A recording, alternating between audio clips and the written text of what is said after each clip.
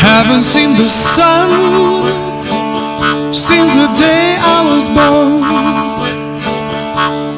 From this light of life, apart I was torn.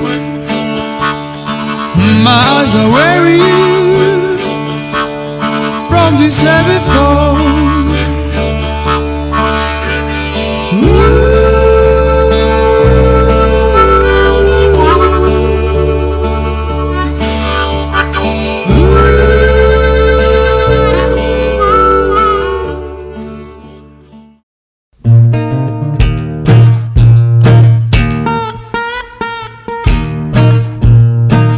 Brighton has always been a progressive town, and traditionally that was represented by the Labour Party.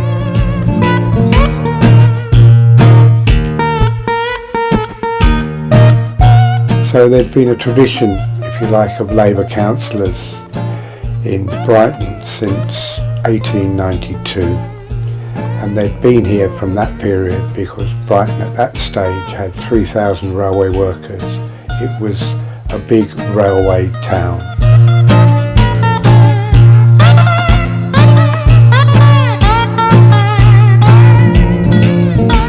There's always been a radical liberal presence in Brighton, you know, in one form or another.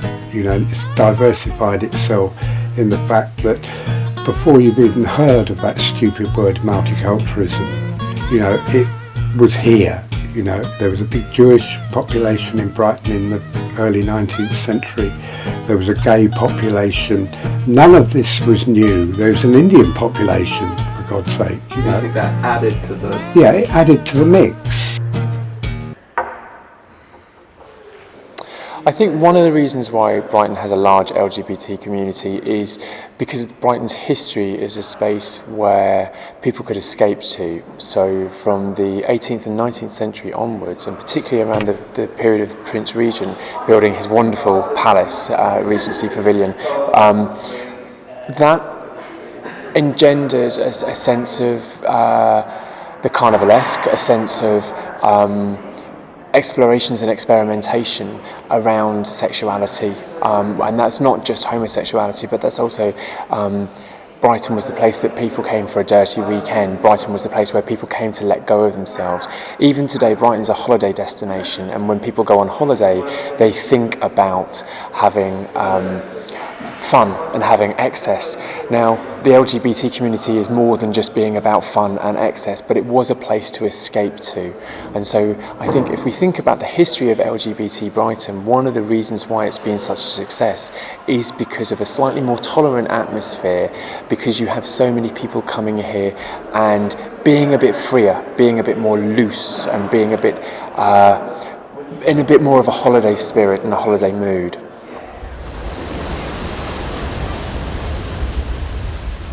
(1967), however, was a landmark moment, and we have the formation of a political movement in Brighton.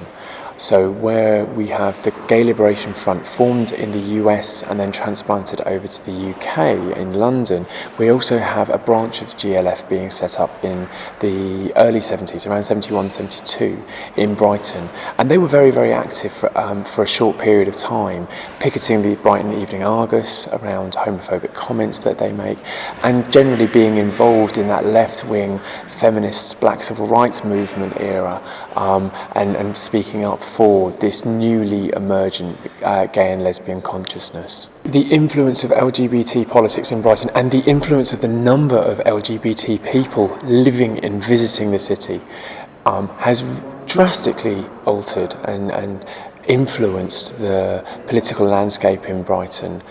I think many people look at Brighton as slightly left of centre, even though historically we've had Tory and Conservative MPs, but I think the idea, the sense of what Brighton's about is very liberal. And those bankers were buried underground,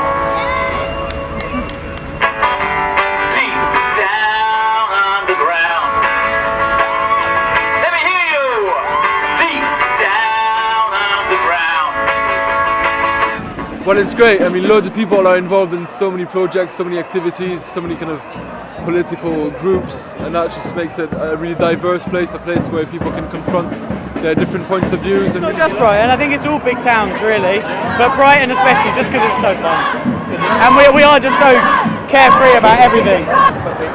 It is political. It's the first place to vote Green, the first Green MP. Yeah. And I hereby declare that Caroline Lucas is duly elected Member of Parliament for the Brighton Pavilion constituency. Caroline Lucas, the country's first Green Party MP, only got 31% of the vote in her constituency. If you look at the result of the last general election, then it's clear that the Greens came first, then Labour, then the Conservatives, and they were. Then if we stretch a little bit further across the borders to Cape Town and Hove, then we've got blue, right? That's true. Yeah. But I think that if you put the Green and the Labour vote together, then that is overwhelmingly. So in a sense, you've got a very large progressive, I guess, vote on one side and a relatively small Tory one. I mean, I take your point that is particular to Brighton Pavilion, this particular constituency, and it is different in Hove and it is certainly different in Cape Town, both of which have Conservative MPs. So that is, I suppose, quite interesting, the way in which we've made a particular headway in Pavilion. But having said that, at the last, there was a local election, a by-election about 18 months ago, and we won our first seat off a Conservative in Hove, so that was a really strong signal, I think, and we're making more inroads into Hove. We're hoping to win some more seats there at the next local elections in May.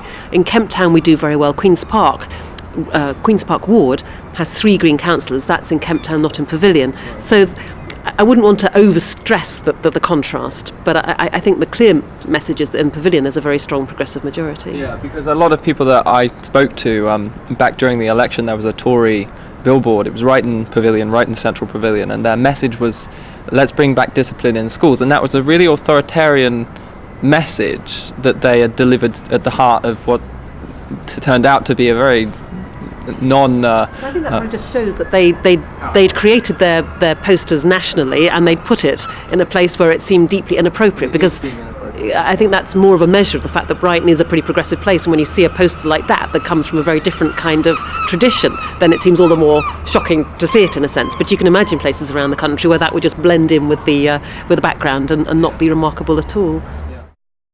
I mean, I think the thing that struck me most about Brighton is the strength of its local communities, and whether that's a community of interest or a literal geographical community, those are enormously strong, very, very active, and that's really the bedrock of lots of the politics that happens in the city.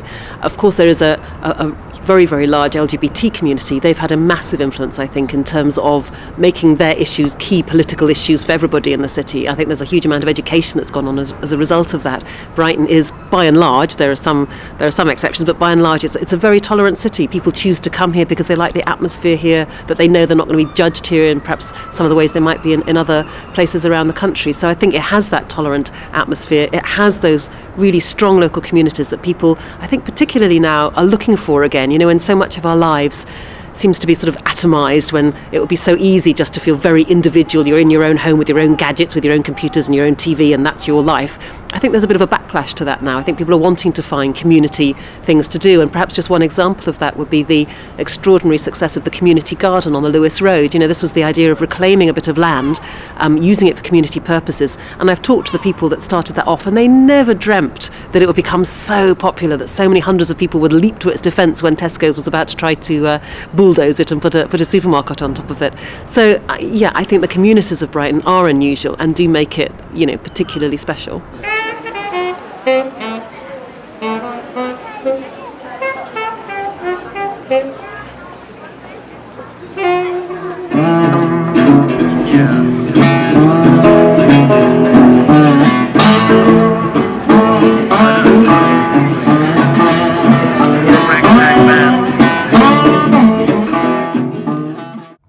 Okay, I mean it's a necessary part of political organising to have a space for things like meetings, for groups to organise themselves, for public meetings to happen, and also for fundraisers. So we do a lot of benefit gigs and fundraising meals and things like that. Film shows, information talks, people who've just come back from places where stuff's happening, like maybe Palestine or something, and So just recently we had an info talk from a couple of people who'd been over in Egypt while everything was happening in the uprising there. So there was, video and eyewitness reports from there. So it's just really useful to have a space that's available for that. Okay, ask us a question to kick it off. Okay, what do you think to the political scene in Brighton? Do you think it lives up to its reputation as being radical? Well, I came to Brighton because I thought there was going to be more sort of left-wing people here. I came from like a really sort of right-wing, like suffering background. But yeah, and it has lived up to it. The people care about shit here. Like there's like social clubs, there's constantly marches. People try and live like a different lifestyle here, and that's really good. But you get to this point where you kind of think it's superficial. I'm not entirely sure that Brighton is particularly uniquely radical or anything. I mean, it's got a higher concentration of visibly activist things going on, which I guess is largely to do with it being a university town. That's a mode of political action that I think tends to be associated with younger people and students in particular. But I would really argue the case that means that Brighton is inherently a more political and radical place than most other areas of the UK. Certainly there's, it may take different forms, for instance. I grew up in Liverpool, and that's not got the reputation of being the same kind of place as Brighton at all. But there's a really strong tradition of radical politics there, which has taken a slightly different form, obviously, and not entirely different. Obviously, the same things happen here and there, and there's student activism there as well, of course. But people don't really jump to the conclusion that it's this kind of radical hotbed or something, and in many ways it is, and has been for decades. In some ways, you can accuse Brighton of having this kind of lifestyle in some way that's kind of fashionable. Because, since my great graduation from Sussex University and my 2-1 degree, I've been working in a shoe shop, and I get so many people coming in and they buy completely into, in some ways like a political lifestyle, like the organic thing and the environmentalist thing. But you never see them on a Stop the Cuts meeting. You never see them reading a paper. You never see them joining a union. They buy fucking organic nappies. Like, that's what they do to like change the world. And I think that it's sad, but I feel like I think that it's become like a centre of that. I'm from a middle class area as well. Brighton is incredibly middle class. Yeah. It's interesting but it's also incredibly young. Like the average age here is 26. Yeah, but the thing is that this is why the yuppie mothers coming to my shop interests me, because when you actually talk to people that aren't sort of like the Brighton middle class, the people from places like Whitehall and Moulscombe, they've got completely different views of this whole situation than anywhere else. So what are you saying, that like because it's middle class place that any activism here is void? No, I'm not saying it's void. I'm just saying that I just think in some ways Brighton's like a bit of a bubble. There are some people from privileged backgrounds who take an interest in that kind of thing. There are some people who like having funny coloured hair and wearing tie-dye clothes, whatever.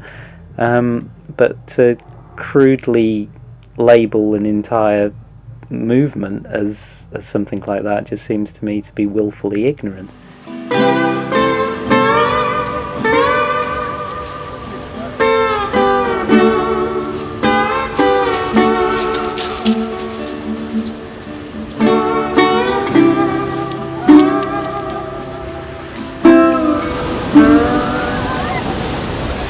Being asked to sum up the political character of Brighton is quite a tall order, because Brighton is just such a diverse and wonderful place. That's what makes it so special. I think the key thing about Brighton is that it's full of independent thinkers. People in Brighton will buck the trend. They think for themselves. They like to be ahead of the curve. There is still radical politics in Brighton. I think that there is still a core of people who are interested in that and who question the mainstream. I also think that we have a range of organisations and spaces such as the Cowley Club and such as Queer Mutiny that are trying to do things. I have mixed feelings on it sometimes. generally I come down on the side of it's probably better to try and make the world a better place rather than sit in your arse and wait for something to happen spontaneously. But